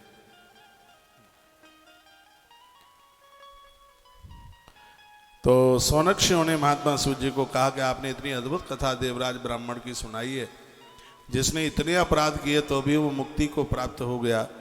आप कृपा करके ऐसी ही कोई दूसरी कथा आप हमें सुना दें तो आपकी बड़ी महती कृपा होगी। उसके बाद में एक दूसरी कथा सुनाईगा। सूत सूत महाभाग सर्वज्ञोषि महामते तद प्रसादात् कृतार्थो हम पुनः पुनः इतिहासमिमं श्रुत्वा मनो मे तीव मोदते अन्यामपि कथां संभोर्वद प्रेम विवर्धनी। आनंद की बात यह है कि शिव पुराण की कथा इष्ट के चरणों में प्रीति जगाती, इष्ट का दर्शन कराती है। भले ही आप किसी और देवता के भक्त हैं, यह शिव महापुराण की कथा ऐसी है कि यह इष्ट से मिला देती है। नरसिंह मेहता का नाम सुना होगा, बड़ा अद्भुत है। नरसिंह जब बिटिया रामा का भात भरने के लिए जाते हैं तो बूढ़े तो बैल थे, टूटी सी गाड़ी थी, वो तो बिखर गई रास्ते में। ना कोई गांव, ना मोहल्ला, ना गली गलियारे, गाड़ी कौन बनाए। इतने में भगवान वहाँ कारपेंटर का भेष बना के आ गए और ठाकुर जी ने वो गाड़ी सब बना बनू करके तैयार कर दी और चले गए। गाड़ी आगे बढ़ी और उसमें कुछ बाबा जी लोग बैठे थे और महात्माओं ने कहा था, नरसिंह जेब में है नहीं अंधेला और चल पड़े भात भरने के लिए, बात बिगड़ जाएगी, कुछ है नहीं, भात कैसे भरा जाएगा। तब नरसिंह ने अपनी श्रद्धा से एक बात बोली। नरसिंह ने कहा, देखो आधी रात गाड़ी टूट गई, यहाँ कोई गांव नहीं, मोहल्ला नहीं, और मुझे तो ऐसा लगता है कि यहाँ भी मेरे कन्हैया ने आकर के गाड़ी बना दी, तो जिसने गाड़ी बनाई वही भात भरेगा जाके।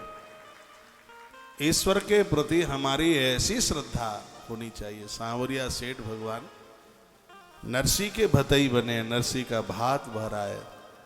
तो ऐसा मंदिर यहाँ धार की धरा पर है, तो आनंद तो हो ही रहा है सर्व प्रकार से। और मैं कहूँगा नरसिंह का नाम मैंने इसलिए लिया है कि शंकर जी से जुड़कर इष्ट का दर्शन हो जाता है। इन्हीं नरसिंह जी की कथा आती है। इनकी भाभियाँ बड़ी झगड़ालुआँ थी नरसिंह की, और भाभी को तो देवर के ऊपर ऐसे लाड करना चाहिए जैसे आप अपने बेटे के ऊपर करते हैं। सीता माई और लक्ष्मण का संवाद पढ़िएगा। माँ जानकी, लक्ष्मणलाल, शत्रुघ्न, भरत, इन्होंने जानकी माँ को भाभी कम, माँ ज्यादा माना। हाँ, उन्हें लाड दुलार जो ये किया, बड़ा अद्भुत रहा।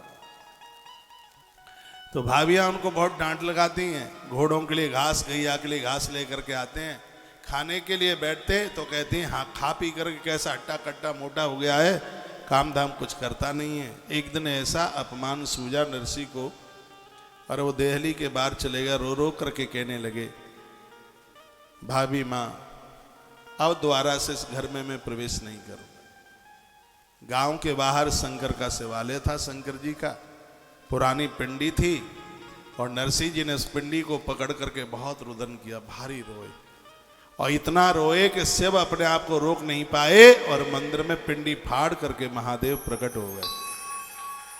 नरसिंह चरणों में गिर पड़े। नरसिंह को प्रभु ने उठाया, अंक में भरा और कहा, नरसिंह क्या बात है? नरसिंह ने कहा, भोलेनाथ अब मुझसे अपमान सहन नहीं होता, मैं बहुत परेशानी में हूं, अब यहां मैं नहीं रहना चाहता। तो भगवान ने कहा, वरदान मांग, क्या चाहते हो? नरसिंह ने कहा, क्या मांगू ये तो मुझे ये भी नहीं पता है, जो आपको अच्छा लगे, मेरा कल्याण हो वह आप कर दीजिए। तो भगवान ने कहा, मेरे दरबार में जो आए और उसे मैं उसके इष्ट से ना मिलाऊं, ऐसा कैसे हो जाएगा? तो भगवान ने नरसिंह को संग लिया और वृंदावन लेकर के आ गए।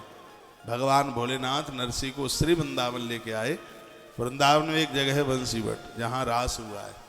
भगवान श्री कृष्ण से मुलाकात हो गई। भगवान महादेव ने कहा भगवान कृष्ण से, प्रभु आपके लिए कुछ लेके आया हूँ, संभालोगे क्या? भगवान ने झोली ऐसे की और महादेव ने नरसिंह को उठाकर कृष्ण की झोली में बिठा दिया। कहा, भगत आपका है, इसका ध्यान रखना आप। तो उस समय कृष्ण ने कहा, प्रभु जो तुम्हारे माध्यम से मेरे दरबार में आते हैं उनको तो मैं कभी भुला ही नहीं सकता। शंकर जी ने नरसिंह को उनके इष्ट से मिला दिया। तो ये कथा कहती है कि महादेव की आप कथा सुन रहे हैं, जरूर ये शिव पुराण की कथा इष्ट दर्शन करा देगी, भगवत दर्शन करा देगी। इसलिए एक भी दिन नहीं छोड़े, इस कथा को रोज सुने। धन्या धन्या कथा शंभो स्वम धन्यो धन्य। भगवान शंकर की कथा धन्य है। यदा कर्णन मात्रेण शिवलोकम ब्रजे नर। या कान से इस कथा को सुन लें तो लोग भगवान के धाम को ही चले जाएंगे। इसमें बिल्कुल भी संशय वाली बात नहीं है। सूजी कहने लगे, शृणु सोनक बक्षामी त्वदग्रे गुह्यमप्युता। अब मैं तुम्हें एक दूसरी कथा सुनाता हूं जो भी बड़े आनंद को देने वाली है। कह दिया का समुद्र निकटे देशे ग्रामो बांसकल संग का। समुद्र के किनारे एक गांव बसा हुआ था जिसका नाम था बांसकल। सुनिए, बसंती यत्र पापिष्टा वेद धर्मोज्जिता जना। इस गांव में सगरे पापी ही रहते थे, कोई धर्मात्मा था ही नहीं। इसे बांसकल गांव में सब अपराधी रहते थे। दुष्ट क्या अपराध करते हैं? दुष्टा दुर्वशात्मानो निर्देवा ये वृत्या। दूसरों को ठगते हैं, लूटते हैं। कृषि वला शस्त्रधरा परस्त्री भोग न खला। इस नगर की जितनी भी स्त्रियां हैं पराये पुरुष के साथ जुड़ी रहती थी। लोग कंधे पर शस्त्र रख करके चलते थे।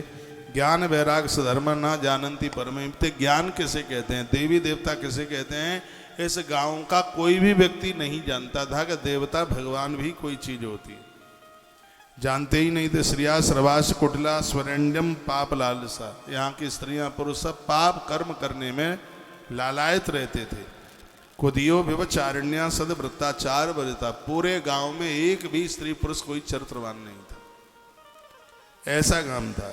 एवं कुंजन संवासे ग्रामे बांसकल संगति तत्रैक बिंदुगो नाम विप्रासीन महाअधम। इसी गांव में एक बिंदुक नाम का अधर्मी अन्यायी अपराधी ब्राह्मण रहता था। इसी गांव में बिंदुक नाम का व्यक्ति इसी बांसकल गांव में रहता है। लिखा स दुरात्मा महापापी सुदारोपी कुमार्ग का। बहुत बड़ा कुमार्गीय है, दुराचारी है। दूसरों की स्त्रियों को ये भ्रष्ट करता है। वैश्यापत्र बहुबाया कामा कुलित मानसा। पराई स्त्रियां इसको बहुत अच्छी लगती हैं, कामी है, भोगी है।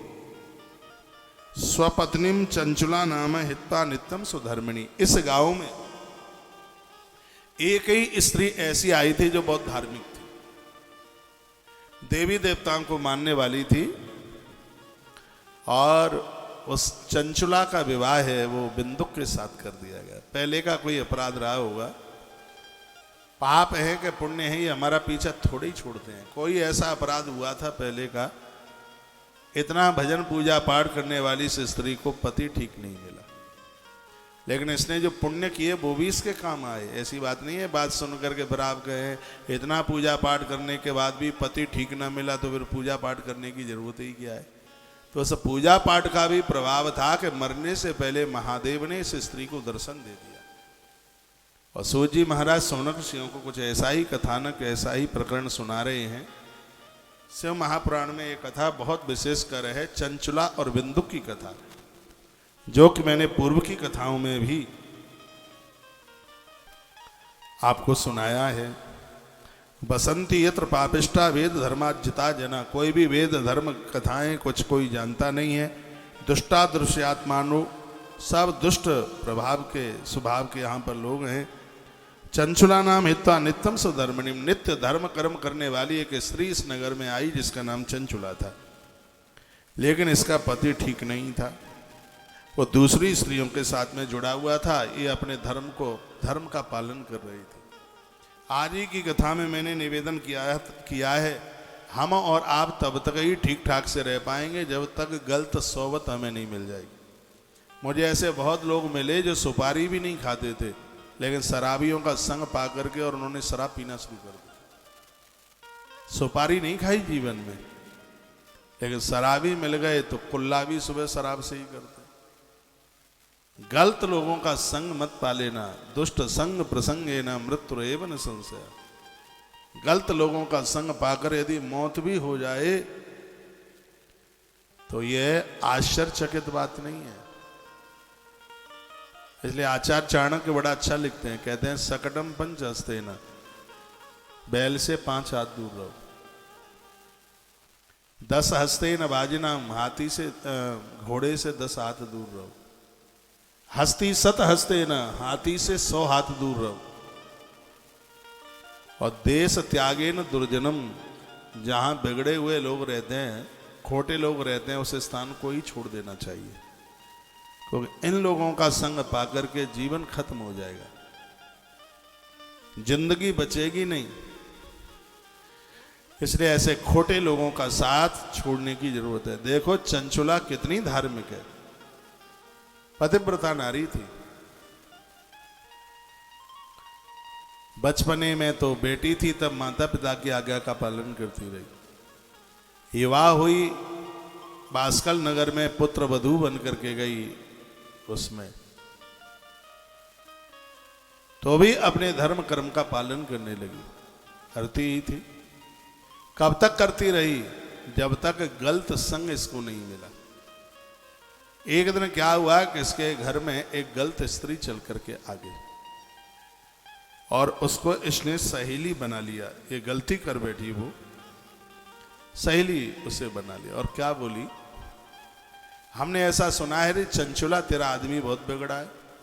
मेरा पति बता रहा था कि 10-10 स्त्रियों का संग वो रोज करता। चंचुला रो पड़ी, उसकी आंख में आंसू आ गए। कहने लगी, दीदी ये मुझे भी पता है, क्या करें, हम तो अपने धर्म का पालन कर रहे हैं। हमारे माता पिता ने हमें कहा है कि बेटी पति परमेश्वर होता है। हमने तो अपने पति को भगवान मान लिया है, बस उसी धर्म का पालन कर रहे हैं। एक ही धर्म एक व्रत नेमा, एक ही धर्म एक व्रत नेमा, काय वचन मम पति पद प्रेमा, काय वचन मम पति पद प्रेमा। एक ही धर्म एक व्रत नेमा, एक ही धर्म एक व्रत नेमा, काय वचन मम पति पद प्रेमा, काय वचन मम पति पद प्रेमा।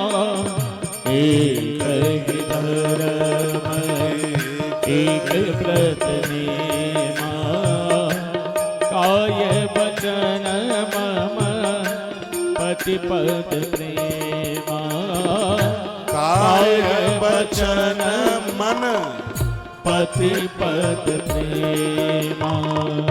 मन वचन और कर्म से पति की सेवा करना ये मेरे माता पिता ने मुझे कहा। ये मुझे भी पता है कि मेरा आदमी बिगड़ा है। मैं भगवान को प्रार्थना करती हूँ कि इसकी बुद्धि सुधरे। तो सहेली ने क्या कहा, जैसे को तैसा जवाब होना चाहिए। वो पराई स्त्री के साथ जुड़ा है तो तू भी तो पराये पुरुष के साथ जुड़ सकती है। और उसने अपना कुछ ऐसा संबोधन किया, गलत लोगों का असर वो बोलते इस तरीके से कि असर बड़ा जल्दी जम जाता है। और उसकी बातें चंचला को बड़ी अच्छी लगी, बढ़िया लगी। एक दिन उसकी सहेली किसी गैर पुरुष को लेके आ गई। उसका संग चंचला ने पाया। अपराध से व्यक्ति बस तब तक ही है जब तक वो अपराध से नहीं जुड़ा। तब तक तो उसको संकोच होता है, खोटा काम है, समाज में बदनामी हो जाएगी। लेकिन अपराध हुआ नहीं, बेशर्मी लाद लेते हैं लोग। फिर ना तो उन्हें अपनी कुल परंपराओं का उन्हें भय लगता, ना कोई समाज का भय लगता, ना गुरुजनों का भय लगता, ना माता पिता का, सास ससुर का, किसी का उन्हें कोई भय ही नहीं लगता। जो चंचुला अपने पति को भगवान मानती है, नारी के जितने गुण हैं वो सब चंचुला के पास थे। इतनी धार्मिक नारी थी, बहुत ध्यान से सुनिए, जिसकी आंख में कभी पराया पुरुष नहीं आया। वह चंचला नगर वधु, नगर वधु कहते हैं वेश्याओं को। ये चंचला उन वेश्याओं से भी ज्यादा गिर चुकी थी। कितने लोग रोजाना इसके यहाँ आते थे, कोई गिनती नहीं कर पाता। इतनी बिगड़ चुकी थी ये।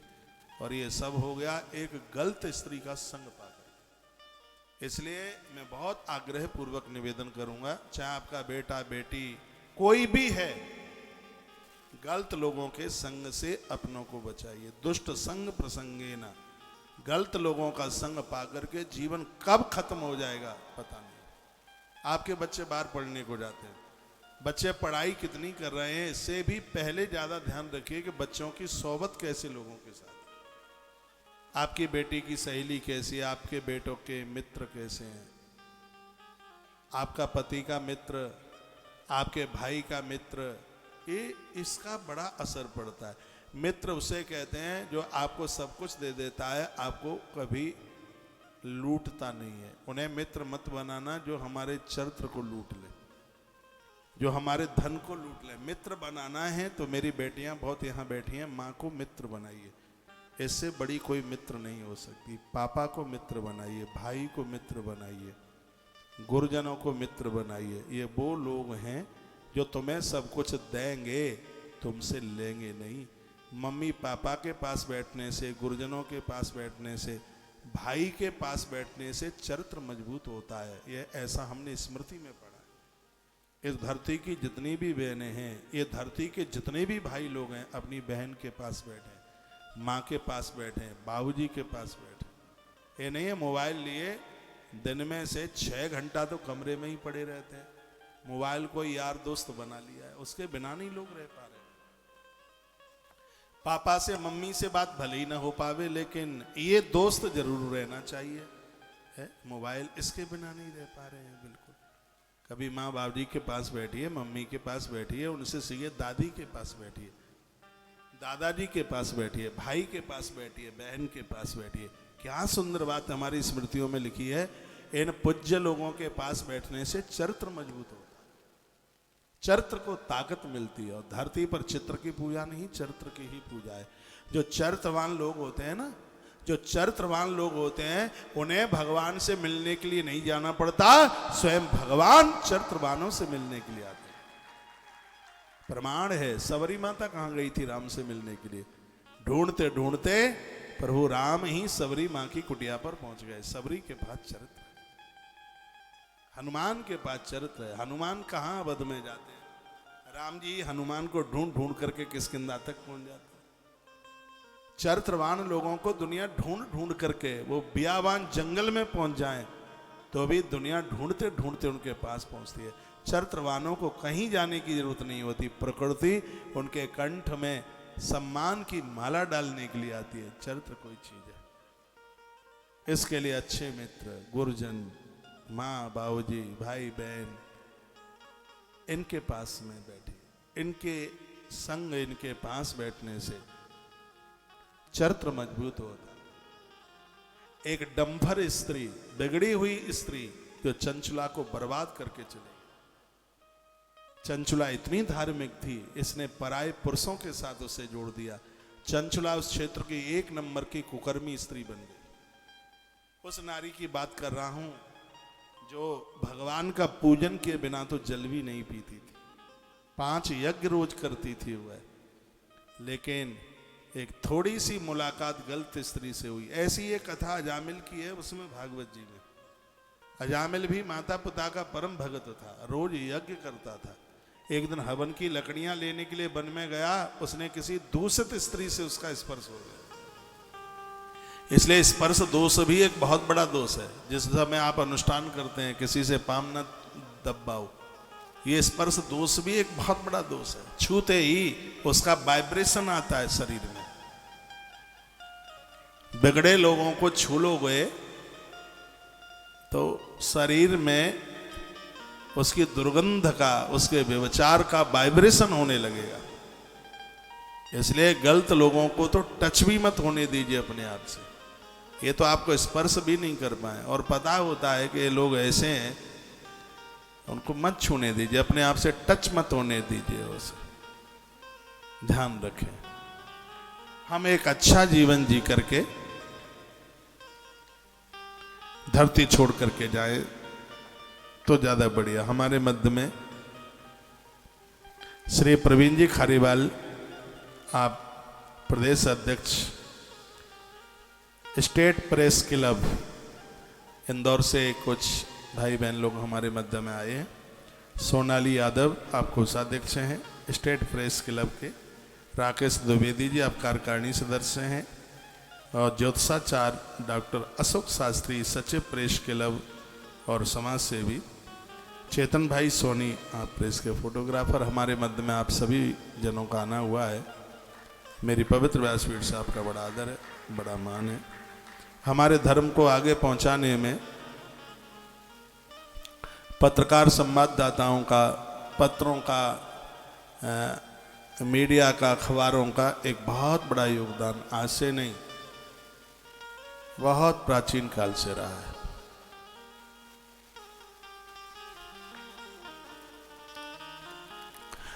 मंगल भवन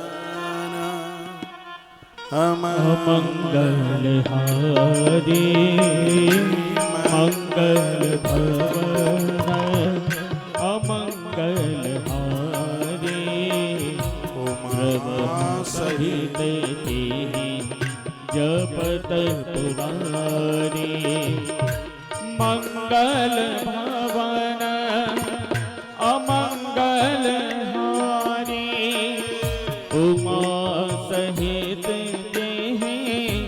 जपत पुरारी मंगल भवन अमंगल हारी उमा सहित जपत पुरारी मंगल भवन अमंगल हारी उमा सहित जपत पुरारी आशुतोष तुम अब डरदानी आशुतोष तुम अब डरदानी औरत हरहु दिन जन जानी आशुतोष तुम अब डरदानी औरत हरहु दिन जन जानी आशुतोष तुम अब डरदानी औरत हरहु दिन जन जानी आशुतोष तुम अब डरदानी औरत हरहु दिन जन जानी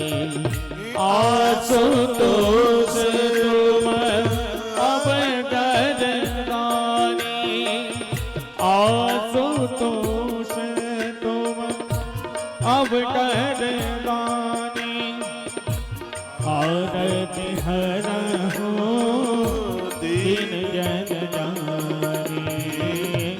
मंगल भवन अमंगल हारी मंगल भवन अमंगल हारी। उमा सहित जपत पुरारी।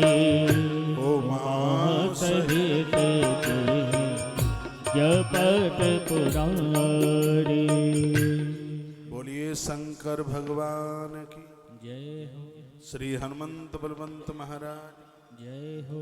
नमः पार्वती पतये हर हर महादेव। जय जय श्री जय राधे जय। श्री राधे श्री राधे श्याम। तो मैं आप सबको निवेदन कर रहा था कि गलत लोगों का संग पाकर के जीवन खत्म हो जाएगा, कुछ भी नहीं बचेगा।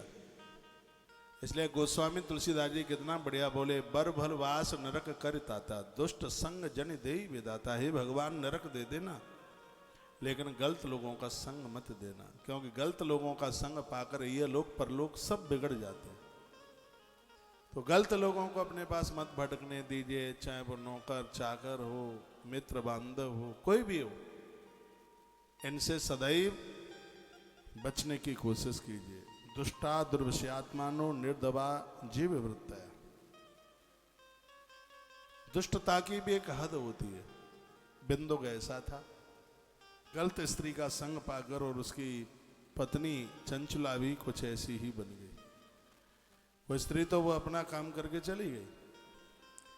एक दिन की बात थी, अहम महारूपवती नवयौवन विबला कथम सहे काम दुखम तब संगम बिनार्थधि। ये कुछ श्लोक ऐसे हैं जिनका अर्थ करना बिल्कुल जरूरी नहीं है। ये वर्णन किया गया, एक दिन की बात थी, अचानक बिंदुक घर में आ गया। बिंदुक ने अपनी पत्नी को किसी पर पुरुष के साथ देखा, लाठियां उठाई उसने, वो आदमी मौका पाके निकल गया। इसने चंचला की खूब पिटाई करी। चंचला को कहा कि तू पराये पुरुषों के साथ जुड़ी है। वो रो रो करके कहती है, मुझे तुम सुधारना चाहते हो, पहले अपने आप को तो सुधार लो। और याद रखना, इस समाज का एक एक व्यक्ति सुधरा हुआ होगा तो समाज सुधारकों की जरूरत ही नहीं पड़ेगी। लेकिन दुर्भाग्य तो यह है कि गलतियां स्वयं में हैं तो भी हम दूसरों को सुधारना चाहते हैं। चाय पीने वाले लोग किसी को ये नहीं कहेंगे कि चाय मत पीना। शराब पीने वाले लोग दूसरे को कैसे बोल पाएंगे कि शराब मत पीना। जो स्वयं 10 बजे जगते हैं वो कैसे कहेंगे बेटे को, कैसे कहेंगे घर की बहुओं को कि 4 बजे जगिएगा, नहीं तो पर उपदेश कुशल बहु तेरे वाली बात हो जाए। हम समाज को सुधारना चाहें तो पहले हम खुद में सुधरें।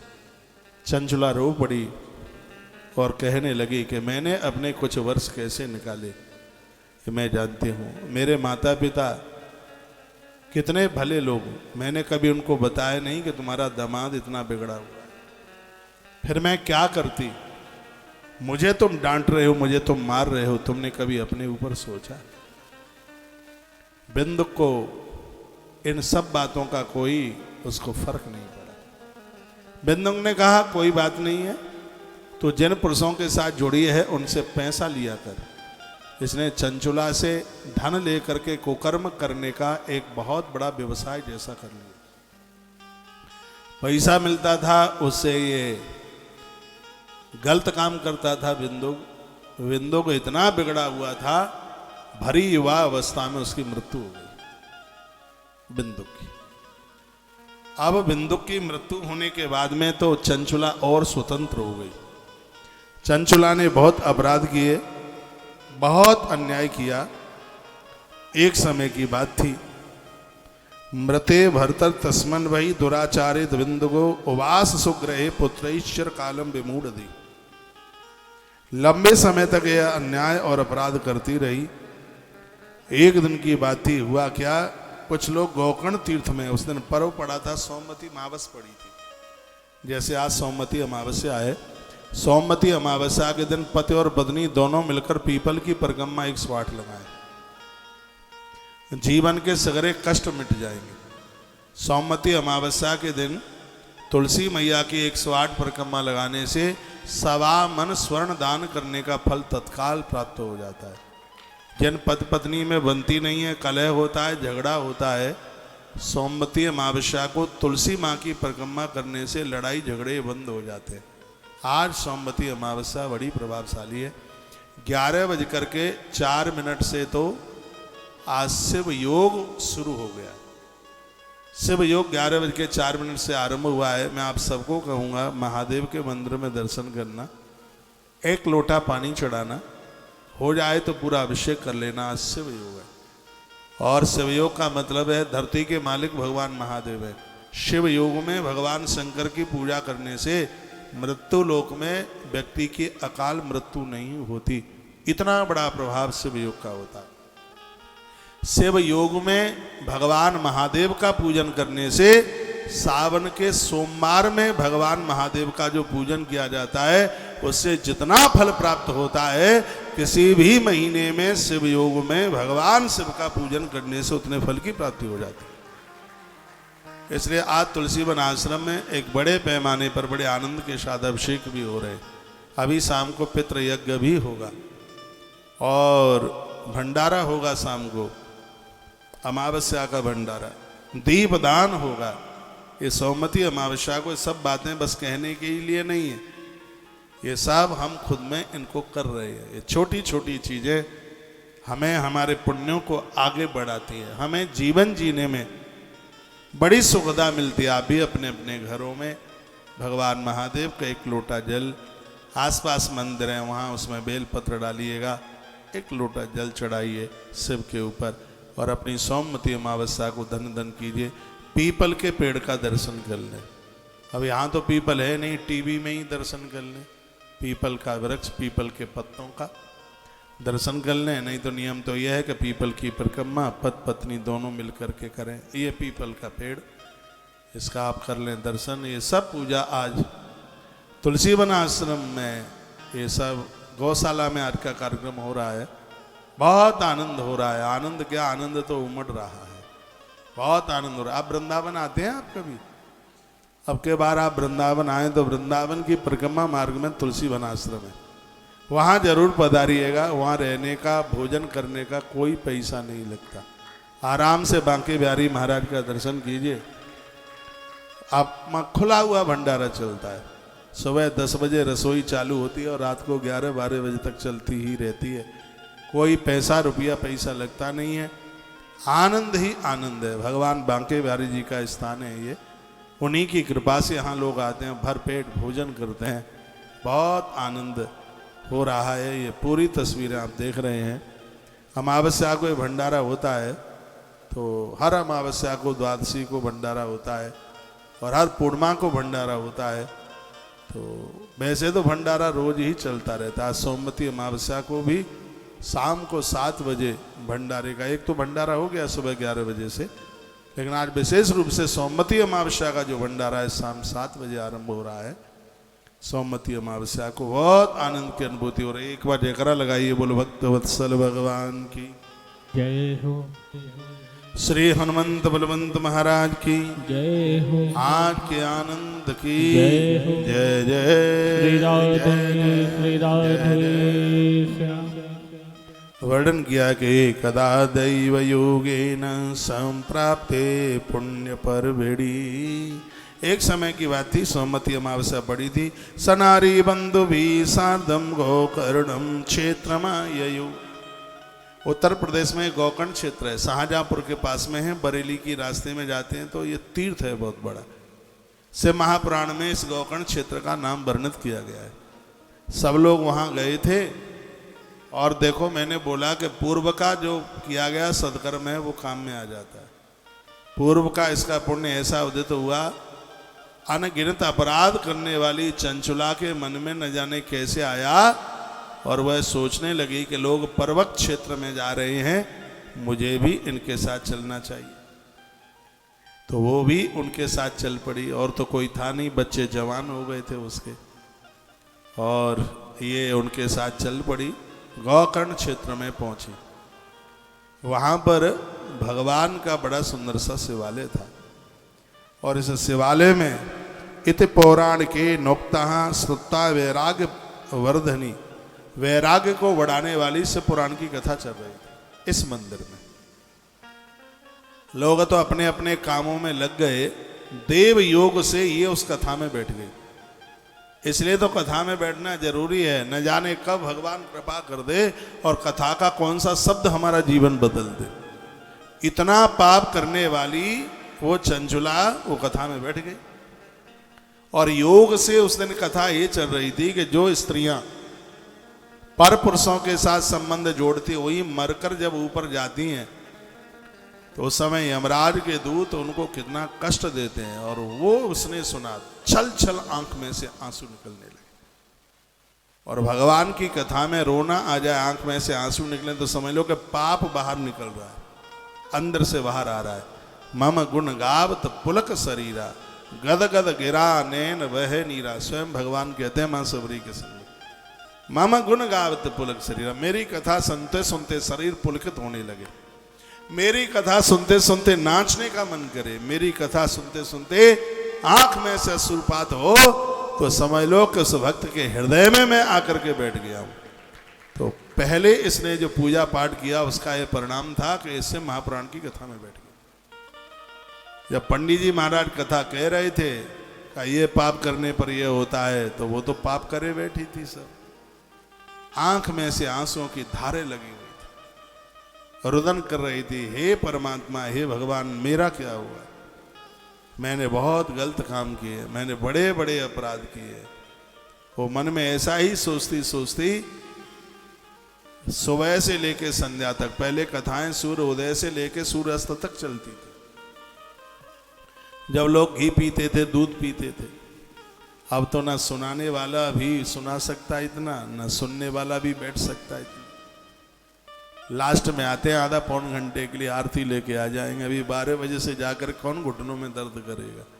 हैं 12 से 4 बजे तक कौन 4 घंटा बैठेगा वहाँ आफत में? चलो यहीं घर पर सुने लेते हैं, लास्ट में पंजीरी लेने के लिए चले जाएंगे। पहले का श्रोता 12-12 घंटा कथा सुनता था। जिस समय हमने कथा शुरू करी थी 28 साल पहले, तो कथा 2 शिफ्ट में चलती थी। सुबह 9 बजे कथा शुरू होती थी तो 1 बजे छूटती थी। 3 बजे कथा शुरू होती थी, वो रात को 8 बजे कथा छूटती थी। 6 बजे नहीं, 8 बजे। उस समय लोग कथा सुनने के लिए आते थे, उद्धार कल्याण के लिए आते थे। लेकिन आज कथा भी पिकनिक की तरह हो गई है, कथा भी आज मनोरंजन जैसा हो गया है।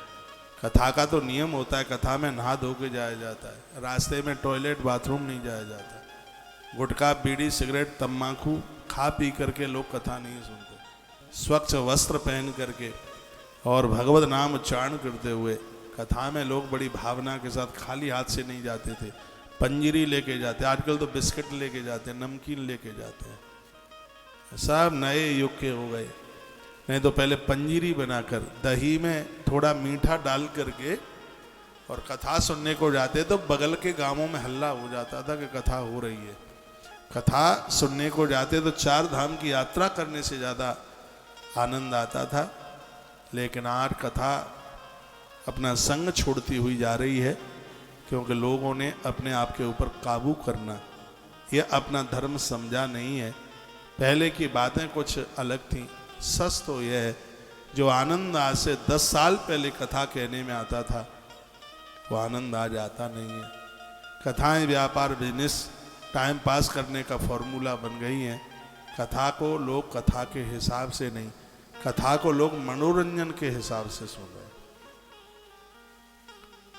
कथा श्रोताओं से ज्यादा वक्ता है।